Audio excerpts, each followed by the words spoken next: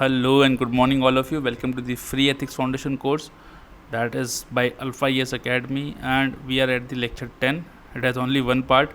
और इसमें हम डील करेंगे यार देखो केस स्टडीज़ से। केस स्टडीज़ कैसी आती हैं, क्या उसका नेचर होता है, कैसे आपको डील करना है उसको, कैसे आपको आंसर लिखना है। तो ये सब हम आपको आज इस पर्टिकुलर लेक्चर में बताएंगे कि आप केस स्टडीज़ को कैसे डील करें। बड़ा ब्रीफ से में बताएंगे, और अगर आपको इलेबोरेट में जानना है या आपको हम अपने आंसर्स भेजने हैं तो आप हमारे टेलीग्राम ग्रुप पे जा सकते हैं, या हमें मेल लिख सकते हैं और अपनी कॉपी भेज सकते हैं, और आपको बताएंगे कि किस एरिया में आपको इम्प्रूवमेंट करने की ज़रूरत है। तो केस स्टडीज़ तो यार देखो, पार्ट ए हम लोग पढ़ चुके हैं, उसमें पूरी थ्योरी थी, है ना। और थ्योरी से क्या हुआ कि थ्योरी पढ़ना तो अच्छी बात है, लेकिन अब केस स्टडीज़ भी आती हैं एथिक्स के पेपर में और बड़ा इम्पॉर्टेंट हो जाती हैं। तो पहले तो हम पर्पस समझते हैं कि पर्पस क्या है, एथिक्स में केस स्टडीज़ पूछी क्यों जाती हैं।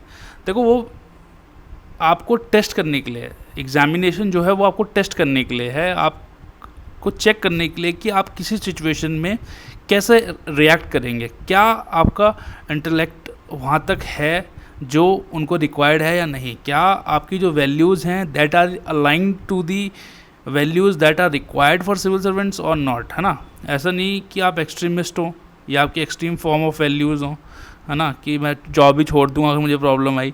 तो उस सब को चेक करने के लिए केस स्टडीज़ दी जाती हैं, क्योंकि वो आपको एक तरीके से केस स्टडीज़ जो है ना आपको एक लाइव इन्वायरमेंट में चेक करती हैं, ठीक है। तो वो आपके वैल्यू क्लैश को चेक करती हैं, ठीक है। It test the ability to write answer in your own view and how you structure answer in a systematic manner. कैसे लिखते हैं हम आपको बताएंगे। तो फिलॉसफी क्या है केस स्टडी के पूछने के बिहाइंड, जो आप एथिकल डिलेमाज हैं तो आप उस पर अपनी रीजनिंग कैसे लगाएंगे, आप ग्राउंड लेवल प्रॉब्लम्स को कितना समझते हैं, आपको कुछ अता पता है भी या नहीं। देखो, सिंपल टर्म्स में बोलूँ तो कुछ आपको अता पता है या नहीं, ये एग्जामिनेशन चेक करना चाहता है, एग्जामिनर चेक करना चाहता है, या वो पर्टिकुलर एग्जामिनेशन चेक करना चाहता है, ठीक है। एथिक्स के लिए केस स्टडीज़ बहुत इंपॉर्टेंट है, क्योंकि अगर आप इसको ढंग से लिख के आ गए तो आपको अच्छा स्कोर मिलेगा एथिक्स में और आप लिस्ट में आ जाएंगे। लेकिन कुछ ऊंच नीच हो गई, और क्योंकि कंपटीशन इतना है कि आपकी एक एक चीज़ सही होनी चाहिए, और आप कहीं एथिक्स की केस स्टडी आपकी गलत होगी तो वो भी एक बहुत बड़ा रीज़न्स है कई बच्चों के लिए जो लिस्ट से बाहर हो जाते हैं। तो ज़रूरी है कि आप इस पर ध्यान दें। तो ट्रेंड देख लेते हैं केस स्टडीज़ का। 2013 में स्टार्ट हुआ था पूछना, एथिक्स का पेपर तब आया था। तो 2013 से 2016 तक हाफ पेज की केस स्टडीज़ आती थी। 2017 में उन्होंने स्मॉल केस स्टडीज़ दी 1 पैराग्राफ की, बट उन्हें पता नहीं फिर क्या लगा कि यार नहीं, सही नहीं है या लंबा हो गया पेपर। 2018 के बाद फिर वही हाफ पेज केस स्टडीज़ आ रही हैं, ठीक है। अब 2017 वाली केस स्टडी देख लेते हैं पहले हम लोग, है ना। उसमें क्या होता था कि इंस्ट्रक्शंस वर नॉट गिवन, आपसे नहीं पूछा जाता था, तो आप बेहतर तरीके से लिख सकते थे, मतलब ज़्यादा स्कोप मिलता था आपको लिखने का। जैसे ये केस स्टडीज़ लिख लेते हैं हम। तो इसमें क्या हुआ कि एक इंजीनियरिंग ग्रेजुएट थी लड़की, वो एक कंपनी ज्वाइन करी उन्होंने, वो गई जॉब करने, तो वहाँ पे उन्हें बढ़िया सब कुछ खुश थी, बढ़िया जॉब था, पैसा बढ़िया मिल रहा था। लेकिन उन्हें लगा कि उनको पता लगा सीक्रेटली कि भैया ये जो कंपनी है एक हाईली टॉक्सिक वेस्ट जो है एक पास वाली रिवर में डंप करती है, ठीक है। उन्होंने ये बात अपने कलीग से डिस्कस करी। कलीग्स ने बोला यार तुम चुप रहो, नहीं तो जिसने भी ये बात उठाई है ना उसको डिसमिस कर दिया गया है। अब क्या है कि वो जो लड़की है वो she is the sole bread winner for her family, और उनके पेरेंट्स और सिबलिंग्स भी, मतलब बीमार पेरेंट्स और सिबलिंग्स भी हैं जो सब उन पर डिपेंडेंट हैं। तो अब इस सिचुएशन में वो क्या करेंगी। अब उनकी कंसाइंस तो उनकी कंसाइंस बोलती है कि नहीं, आपको समथिंग सही करना है, तो अब करेंगे क्या। तो अब ये केस स्टडी बोलती है कि आप एक समझदार व्यक्ति हैं, वो लड़की आपके पास आती है कि आपको मेरे को क्या करना चाहिए। तो वाइडर स्कोप है इसमें आंसर लिखने का, ठीक है। जैसे सिर्फ ये पूछा गया कि what arguments can you advance to show her that keeping coin is not morally right, what course of action would you advise her to adopt and why, है ना। 2 चीज़ें पूछी गई, और ये जो ना स्कोप वाइडर था। बाद में जो है 2017 के बाद क्या हुआ कि 2017 के बाद इंस्ट्रक्शंस दिए जाने लगे। जैसे इसमें क्या हुआ कि 3 फ्लोर अलाउड थे, बिल्डर साहब ने 6 फ्लोर बना दिए। 6 फ्लोर बना दिए तो एक दिन वो बिल्डिंग गिर गई तो बहुत सारे व्यक्ति उसमें मर गए, ठीक है। और ये लेबर्स जो थे विभिन्न राज्यों से आए हुए थे। अच्छा, खैर सरकार ने इमीडिएटली कैश रिलीफ दे दिया और बिल्डर को अरेस्ट कर दिया। बट आपसे पूछा क्या गया हाँ ये केस स्टडी देखो यार 2017 में क्या पूछा गया, गिव द रीजंस फॉर सर्ट incidents taking place across the country, suggest measure to prevent their occurrence. तो इसमें आपको एथिक्स मिक्स करना है, तो ये एथिक्स प्लस जीएस का क्वेश्चन हो गया थोड़ा सा, ठीक है। तो इसमें थोड़ी सी मिलावट है, तो आपको देखना है, और ये लिखना थोड़ा सा प्रॉब्लमेटिक होता है। देन देखो यार, आपको ना कुछ कुछ सब्जेक्ट तो तैयार करके रखने हैं, कुछ कुछ केस स्टडीज़ तो आपको तैयार रखनी पड़ती है। जैसे एसए के पेपर में आप लोग कुछ कुछ ऐसे तैयार रखते हैं ना, वैसे वैसे एथिक्स के पेपर में ही कुछ बहुत सारे सब्जेक्ट एरियाज़ हैं जहाँ आपको तैयारी करके रखनी है। जैसे सिविल सर्विसेज पे क्वेश्चन पूछते हैं, हेल्थ और मेडिकल से आते हैं, इमोशनल इंटेलिजेंस और डिसीजन मेकिंग से आते हैं, इंटीग्रिटी लीडरशिप से आते हैं, सोशल जस्टिस और सोशल डेवलपमेंट से आते हैं। तो ये बड़े फेवरेट एरियाज़ हैं यूपीएससी के, तो इनको तो प्रिपेयर करो ये अच्छे से, ठीक है। देन केस स्टडीज़ को लिखना कैसे है, देखो उसको लिखने के लिए पहले आप उसको अच्छे से पढ़ो, उसको अंडरस्टैंड करो कि वो पूछ क्या रहा है। कई बार क्या होता है, बच्चे क्या करते हैं कि पूछ रहे कुछ और होते हैं, लिख रहे कुछ और होते हैं, और वहाँ प्रॉब्लम क्रिएट हो जाती है, ठीक है। देन आप जो इंस्ट्रक्शंस हैं उनको देखो कि पूछा क्या है आपसे। भाई आपने केस स्टडी पढ़ी, नीचे इंस्ट्रक्शन होगा कि आपसे पूछा कि आप क्या करेंगे, या आपका एक्शन क्या होगा, या आप क्या सजेस्ट करेंगे, आपका फ्यूचर में क्या प्लान है, कुछ भी पूछ सकता है। तो आपको उस इंस्ट्रक्शन पे बहुत ज़्यादा ध्यान रखना है, क्योंकि वो आपको हेल्प करेगा राइट आंसर लिखने में। देन आपको जनरल अंडरस्टैंडिंग होनी चाहिए। देखो आप कोई एक सिविल सर्वेंट बनना है तो आपको बहुत सारी चीज़ों की जनरल अंडरस्टैंडिंग होनी है, ठीक है। अब ये बात याद रखना कि आपको जो है बेसिक चीज़ें तो पता होनी चाहिए कि सब इंस्पेक्टर की पावर क्या है और आईपीएस ऑफिसर की पावर क्या है, ठीक है। ऐसा नहीं कि एसपी की पावर जो है आप सब इंस्पेक्टर को दे दें, ठीक है। जो काम एसपी ने करना था वो आपके सॉल्यूशन में कहीं सब इंस्पेक्टर नहीं कर दिया, तो ऐसा भी नहीं होना चाहिए। और आपके आंसर में, क्योंकि आप एथिक्स का पेपर लिख रहे हैं, तो एथिकल डायमेंशन थोड़े होने चाहिए, है ना। रियल टाइम में लिखो, है ना। एथिकल थ्योरी से उसको बैक करो, फैक्ट से बैक करो, रियल टाइम एग्जाम्पल से उसको बैक करो, तो ये सब बहुत ज़रूरी हो जाता है। देन अवॉइड करो आप कोई भी एक्सट्रीमिटी आंसर लिखना। जैसे आप ये नहीं कह सकते कि यार ये ना मेरी जुरिस्डिक्शन में नहीं आता, जो कि सच्चाई तो यही है कई बार ऐसे ही कहा जाता है, बट आप ऐसे नहीं कह सकते कि ये मेरी जुरिस्डिक्शन में नहीं आता तो मैं कोई एक्शन नहीं लूँगा, ऐसा आपसे एक्सपेक्ट नहीं किया जाता, ठीक है। Then quality of the answer बड़ा इंपॉर्टेंट है, ठीक है। वो आपका क्रिटिकल थिंकिंग को दिखाता है कि आप सोचते कैसे हैं। तो आपका आंसर जो है आप किस प्रकार से सोचते हैं वो दिखाएगा। तो भैया जो आंसर लिखें उसको सही लिखें, थोड़ा मल्टी डायमेंशनल रखें और उसको रैशनल लिखें। ऐसा नहीं कि आप हवाई फायरे मार रहे हैं और वहाँ पे कुछ भी लिख रहे हैं, है ना, कि जो प्रॉब्लम हाथ से सॉल्व होनी है उसको आप एआई से सॉल्व कर रहे हैं, ऐसा भी नहीं होना चाहिए। तो रियलिस्टिक होना चाहिए आपका आंसर, मल्टी डायमेंशनल होना चाहिए। इंपॉर्टेंट सब्जेक्ट मैटर्स मैंने आपको बता दिए, उन सबको प्रिपेयर्ड रहें। जैसे सिविल सर्वेंट्स की वैल्यूज़ क्या होती हैं वो पढ़ लें, है ना। प्रायोरिटी होती है, देखो वैल्यूज़ तो सारी आपके अंदर होनी चाहिए, बट प्रायोरिटी होती हैं। डॉक्टर की अलग प्रायर वैल्यूज़ होती हैं, है ना, लॉयर्स की अलग होती हैं, तो वो सब थोड़ा सा अच्छे से तैयार कर लें।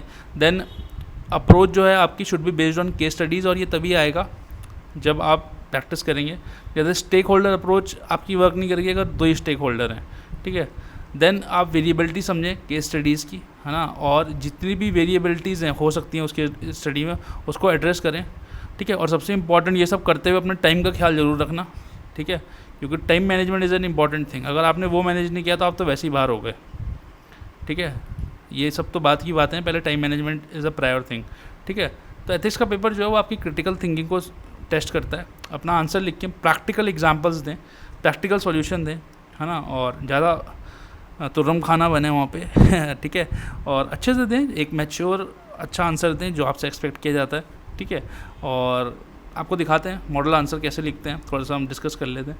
तो एक 2020 का ये केस स्टडी है, मॉडल आंसर, है ना, उसका मॉडल आंसर हमने बनाया है। अब हम भी कोशिश ही करते हैं, हम भी ऐसे नहीं कह रहे कि हम ठीक हैं। तो वही पेंडेमिक पे था कि पेंडेमिक हो गया है और बहुत सारे एम्प्लॉयज़ जो माइग्रेंट लेबरर्स हैं वो बाहर जा रहे हैं, उनका लाइवलीहुड चला गया है, और रबी क्रॉप हार्वेस्ट होनी है, वो घर नहीं पहुंच पा रहे हैं, बोर्डिंग लॉजिंग की प्रॉब्लम आ रही है डिस्ट्रिक्ट में। आपको जो है फिर इस सब के सिचुएशन में आपको डिस्ट्रिक्ट डिजास्टर रिलीफ फोर्स को मैनेज करने के लिए बोला गया, ठीक है। तो इसमें 2-3 चीज़ें बोल दी उन्होंने, ठीक है। In your opinion what ethical issues arose in current migrant crisis, ठीक है। What do you understand about an ethical care giving state, है ना। अब इसको आप वो कर सकते हो, एथिक्स ऑफ केयर से जनरेट कर सकते हो। मैंने आपको पढ़ाया था ना जो फेमिनिस्ट एथिक्स होते हैं, एथिक्स ऑफ केयर जो गिलियन ने जो दिया था, है ना, तो वहाँ से आप इसको कनेक्ट कर सकते हैं। तो आप जब लिखते हैं कि एथिक्स ऑफ केयर थोड़ा सा फेमिनिस्ट एथिक्स है, कंटेम्प्रेरी है, अभी आया है, मॉडर्न है, तो ये सबसे पता लगता है कि यार आप पढ़े लिखे हैं, आपने सब्जेक्ट को पढ़ा है, आपने सब्जेक्ट को समझा है और आपने सब्जेक्ट को तैयार किया है, ठीक है। What assistance can civil society render to mitigate the sufferings of migrants in similar situation, है ना। तो ये सब आपसे पूछा गया। इसका मॉडल आंसर देखो कैसे लिख के थोड़ा सा आप स्टार्ट करें। एक आपने स्टार्टिंग करी, है ना, कि लाइफ वर्सेस लाइवलीहुड डिबेट है, ठीक है। The crisis has bought them into the visibility of state gaze. फिर आप कुछ डाटा दे सकते हैं। According to world bank around 40 million migrant workers were affected in India, ठीक है। फिर आप एथिकल मैपिंग करिए कि क्या क्या एथिकल इश्यूज़ आएंगे। तो राइट टू लाइवलीहुड, क्या क्या एथिकल वैल्यूज़ इन्वॉल्व हैं इसमें। Right to livelihood, state democratic responsibility, public accountability, ethical governance, compassion, empathy, ये सब इन्वॉल्व है। स्टेक होल्डर्स उन्होंने आपका स्टेट एडमिनिस्ट्रेशन, सिविल सोसाइटी और माइग्रेंट, है ना। एथिकल इश्यूज़ क्या क्या इन्वॉल्व हैं, violation of human rights, lack of obligation, compassion, gap in the governance, ठीक है। और फिर सेकंड पार्ट पे आ जाएं आपकी एथिक्स, केयर गिविंग स्टेट क्या होता है, ठीक है। तो आप बताएं पहले एथिक्स ऑफ केयर क्या होता है, फेमिनिस्ट फिलोसफिकल पर्सपेक्टिव होता है, रूल बेस्ड अप्रोच होती है, ये सब समझाएं, ठीक है। फिर कुछ एग्जांपल्स दे दें जहाँ पे सरकार ने अच्छा काम किया, ठीक है। और थोड़ा सा एग्जांपल्स दें जहाँ पे लैप्स हो गए, जैसे 20 लाख करोड़ का आत्मनिर्भर भारत पैकेज स्कीम उस समय दिया गया था, तो ये बताएं थोड़ा सा जहाँ पे आपको लगा कि लैब्स हो वहाँ लैब्स को पॉइंट आउट करें, ठीक है। फिर थर्ड पार्ट पे आ जाएं कि सिविल सोसाइटी ऑर्गेनाइजेशन का कैसे वर्क कर सकती है। तो first responder to the crisis हैं, क्योंकि ज़मीन पे ही रहते हैं, वहीं पे काम करते हैं। They can work with the government, वो वॉच डॉग बन सकते हैं, बता सकते हैं कि क्या काम हुआ क्या काम नहीं हुआ, है ना। सच्चाई बाहर लेके आ सकते हैं, है ना। ऐसे ही बहुत सारी ऑर्गेनाइजेशन है जैसे amnesty international, human rights watch, जो चेक करेंगे कि ह्यूमन राइट्स वायलेट हुई या नहीं हुई। इन्वायरमेंटल में ऐसे ग्रीन पीस है ना। तो अब ये सब चीज़ें आपको पता होंगी तभी आप लिख पाओगे। अब ये तो आंसर बहुत लंबा है, हम आपको 250 वर्ड्स में आंसर लिखना सिखाएंगे, ठीक है। देन रिप्रेजेंट कर सकती है सिविल सोसाइटी, है ना। कम्युनिकेशन एंड ट्रस्ट बिल्ड कर सकती है लोगों और गवर्नमेंट के बीच में। फिर एक आप कंक्लूडिंग रिमार्क लिख सकते हैं, ठीक है। अब वो कंक्लूडिंग रिमार्क्स भी अलग अलग टाइप से होते हैं। तो ये सब चीज़ें जो है आपको सीखनी है ओवर द टाइम, और ये आपको कैसे कब आएंगी, जब आप प्रैक्टिस करेंगे। फिर 2017 का जो मॉडल आंसर था वो कैसे आपको करना है, तो वहाँ पे आपको पूछा कि यू आर एन ऑनेस्ट, इसमें आपको 4 स्टेटमेंट दे दिए थे। You are an honest and responsible civil servant, तो ये वैल्यूज आपके अंदर पहले से दे दी, देखो ध्यान से पढ़ो। आप ऑनेस्ट हैं, ठीक है, और रिस्पॉन्सिबल हैं। You often observe the following, कि एक जनरल परसेप्शन है कि जो एथिकल कंडक्ट रखते हैं ऑफिसर्स, उनको खुद को और फैमिली को प्रॉब्लम आती है, और अनफेयर मीन से आपके कैरियर गोल्स अचीव हो सकते हैं, ठीक है। ऐसे ही दूसरा स्टेटमेंट दे दिया कि when the number of people adopting unfair means is large, जो अब कम लोग हैं वो कुछ नहीं वहाँ पे सिस्टम में उखाड़ सकते, ठीक है। Then sticking to the environment ethical means is detrimental to large development goals, ठीक है। और एक चौथा स्टेटमेंट दे दिया उन्होंने कि while one may not involve one self in large unethical practices but giving and accepting small gifts make the system more efficient, ठीक है। और फिर आपसे पूछ लिया कि examine the above statement with their merits and demerits. तो इसको भी आप थोड़ा सा 1-2 लाइन आप स्टार्टिंग में लिख दो, ठीक है। फिर आप ये देखो कि गाइडिंग फैक्टर्स होने क्या चाहिए एक सिविल सर्वेंट के लिए, जैसे change in acts as a change agent in the society, है ना। उसके जो कॉन्सिक्वेंस है, डिसीजन है, सोसाइटी एट लार्ज को इफेक्ट करते हैं, ठीक है। उनके अंदर पब्लिक सर्विस स्पिरिट होनी चाहिए, सर्विस मोटिव होना चाहिए, they should uphold the rule of law. तो ये सब गाइडिंग फैक्टर्स है ना। उसके बाद आप एग्जाम करेंगे उन स्टेटमेंट्स को एक एक करके, ठीक है। तो आप कुछ उसका स्टार्टिंग देंगे, 2-3 लाइनें, ये तो बहुत ज़्यादा लिखी हुई है, ठीक है। वहाँ पे कोड दे सकते हैं, if wealth is lost nothing is lost, if health is lost something is lost, and if character is lost everything is lost. तो इस टाइप से आप स्टेटमेंट वहाँ पे लिख सकते हैं। फिर एक टेबल बना सकते हैं जहाँ पे आप मेरिट समझाएं। जैसे मेरिट्स में आप समझा सकते हैं कि ठीक है भैया, अगर मैं एथिकल कंडक्ट नहीं रखूँगा तो मेरे कम से कम पर्सनल डिज़ायर तो पूरी हो जाएंगी, लेकिन अगर हम वैसा करेंगे तो करप्शन, नेपोटिज्म, फेवरेटिज्म आएगा। हम लोग स्टील फ्रेम में नेशन के, अगर वही वीक हो जाएगा तो नेशन वीक हो जाएगा, और जो गवर्नेंस की बेसिक फैब्रिक है, जो वैल्यूज़ हैं, उससे हम कंप्रोमाइज़ कर रहे होंगे। तो इस तरीके से आप इसको लिख सकते हैं ना। ये PDF हम हमारे टेलीग्राम चैनल पर भी अवेलेबल रहेगी, आप जाके इसको डिटेल में भी पढ़ सकते हैं ना।